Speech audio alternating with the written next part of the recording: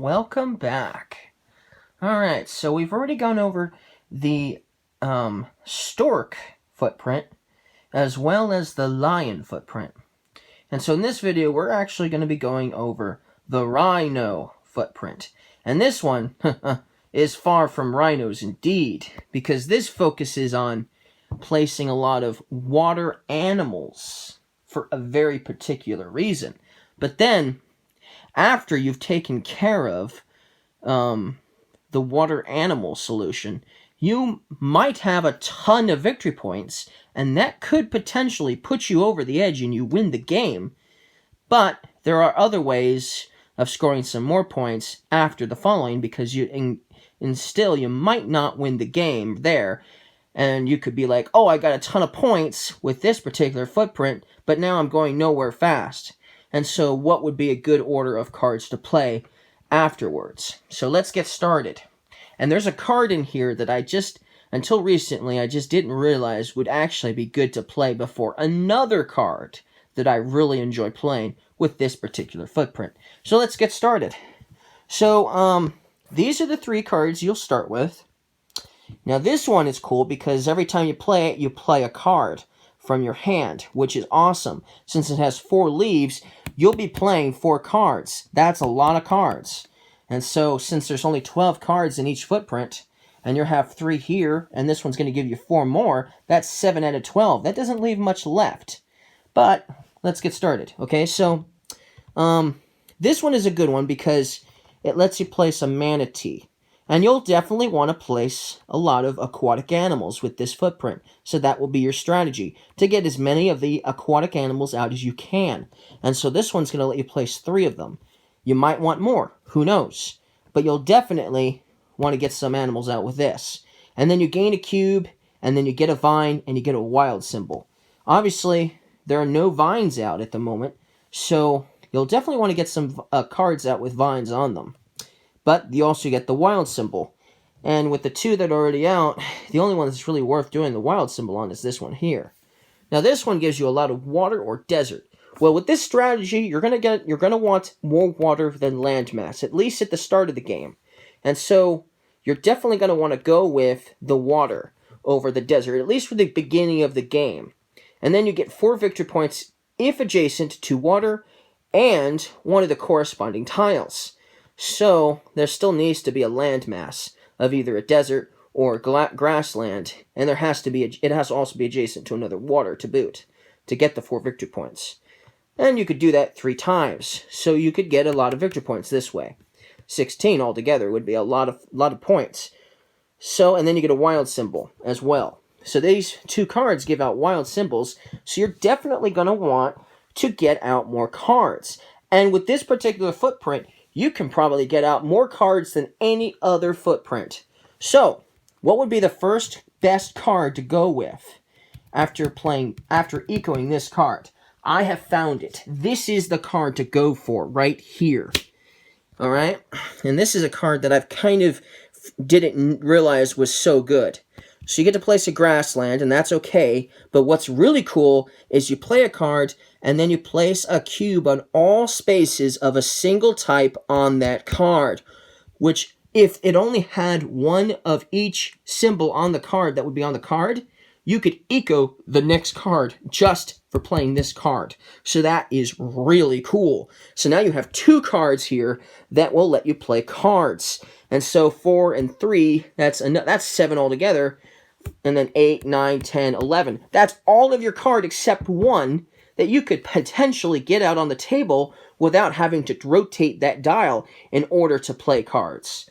So that is powerful, especially this one here. And it doesn't take much. All you just need is a couple grass symbols or elements and the sun. That's all you need to get that ecoed, which is really cool. So it's not like you need, the pebbles or a bunch of antelope for that matter. So that's really cool. So what would be a next good card to get? Well, it depends on which one you've ecoed. Most likely, since the sun is the most common, you will likely have ecoed this card first. And so the next card to get would be this one here. Once again, it's a card that lets you place aquatic animals. So get some fish out for sure. And then you get 3 victory points. So that's useful. And you get to do it 3 times. So that's 6 altogether thus far that you've gotten out that has a lot of animals involved, which is really cool. Okay, what would be the first good card to get with this one? Now, I thought the red one, which is in this footprint, would be the best one. But now that I think about it, I think the first best one to get would be this one here. And the reason for that is with this card, if you eco this card, you will definitely eco this card right after, because you would get to put a cube with this card here on each one of these symbols. And they're all different, and there's only one of each. And so, boom, you get 2 victory points per adjacent mountain and water to whatever tile you place. So, if there's a lot of water already out there, hence this card over here, you could get a few extra victory points as well. So that is definitely worth doing. What would be the next good card to likely get with this one if you had ecoed this one next? I'd recommend this one over here. Now, it's a little different from what we've been doing thus far. You've been mostly placing water down and some grassland perhaps, and trying to get some aquatic animals. This one's trees, and you get a tree, you get 2 victory points, and you could get potentially a few more victory points if this was all taken care of here. It's a little bit more convoluted and complicated than some of the other ones, but I do understand how it works, and you could potentially get a few extra victory points with this card. So if you still hadn't ecoed this one yet, especially if this one was the next one ecoed here, play another card, well, this one I would recommend doing, because it only requires 3 suns and the pebbles symbol, but you get 2 wilds. So that's a good choice. Or if you don't want to go that route, the next best card would be this one here. Either this one or this one would be good, because you get some extra victory points, and you could potentially get more victory points with this one. So either or, in any order with these, I would go for.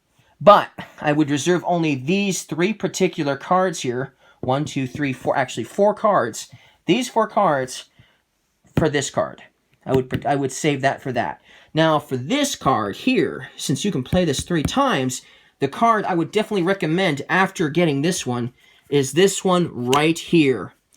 The one that has the great white shark on it. If you've been placing a lot of animals, you could potentially get a ton of victory points with this one. So, you get 5 victory points after you place your shark, which is cool. And then you move this shark up to 4 spaces and remove any animals in those spaces. So, if you've gotten at least 4 of those animals out, 2 manatees, 2 fish, vice versa, if you've gotten at least 4 out, and they're all right next to each other in the ocean, and you place the shark down on a water tile that's next to those 4, and you move him 4 times, it's going to possibly remove 4 animals, and then you're going to gain 4 victory points per animal removed. Powerful, for sure. So how many is that? Well, that's a lot. 4, 8, 12, 16, 21 points. You could potentially get 21 points with this card here. That's a lot of points. And if you've played some of the other cards, you'll definitely have gotten some other victory points to boot. And you could potentially, this could be a game changer, and this could put you so far in the lead that you've won the game, or so far in the lead that no one else is going to catch up to you. This is a powerhouse card. But like I said, I would recommend getting this one first before getting this one, because will have wanted to play this one at least a couple of times, or this one at least a couple of times, each, before you play this card to get the most points for it. But if you manage to play a 3rd card with this card, the one I would recommend is this one here. Now, this one and this one work really good together, but the reason why I say this one over this one is because the sun symbol is easier to get than the wave symbol anyway. So you get a wave, you would get a vine, and then you would get to place one on the rock. And so the only one you would have to finish to eco it would be another vine. And you'd get 2 victory points per adjacent tree, so if you've placed some trees with this one already, you could get a few extra victory points with that. And likely, at that point in the game, after ecoing this card, you would gain a card, you would play a card. You would probably already potentially just need a few more victory points to win the game anyways. And so that is that. Now, the only card in here that isn't worth your time is this one here. number 46, this couple of sun symbols to gain a couple of wave symbols. In my eyes, it's not as useful. Yes, there's a lot of wave symbols in this game, but it seems like most of the cards that have wave symbols on them also have sun symbols, so you most likely won't eco this one as much as some of the other cards. And so it wouldn't be recommended to get this one necessarily. Alright, so that's it for this video. I hope you guys liked the strategy for the rhino footprint, because I know I sure did. Especially this card alone, and this card over here being a second really good card. Alright, we'll be back in the next video for the next footprint.